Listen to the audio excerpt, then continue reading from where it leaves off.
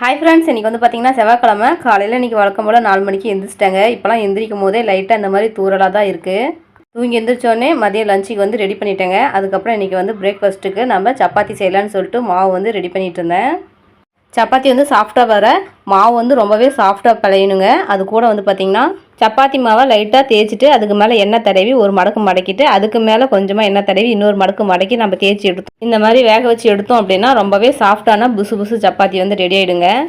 நம்ம எப்படி தான் நம்ம வந்து மாவு பிழைஞ்சி சாஃப்டாக வரல அப்படின்னா கூட இந்த மாதிரி எண்ணெய் தேய்ச்சி மடித்து நம்ம தேய்க்கும் போது சப்பாத்தி வந்து நல்லா லேயராக நல்லா சாஃப்டாக இருக்கும். பாருங்கள், இந்த மாதிரி லஞ்சு பிரேக்ஃபாஸ்ட்டுன்னு செஞ்சுட்டு இருக்கும் போது வேலை அதிகமாக இருந்துச்சு. அதனால் இன்றைக்கி வந்து என்னோட ஹஸ்பண்ட் வந்து எனக்கு ஹெல்ப் பண்ணார்.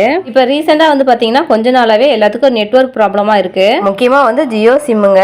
ஜியோ சிம்முக்கு ரீசார்ஜ் பேலன்ஸ் வந்து அதிகப்படுத்துறாங்கன்னு சொன்ன உடனே நிறைய பேர் 3 மாசம்னு ஒட்டுக்கா சேர்த்து ரீசார்ஜ் பண்ணிட்டாங்க. ரொம்பவே நெட்வொர்க் ப்ராப்ளமாக இருக்குன்னு ஃபீல் பண்ணுறாங்க.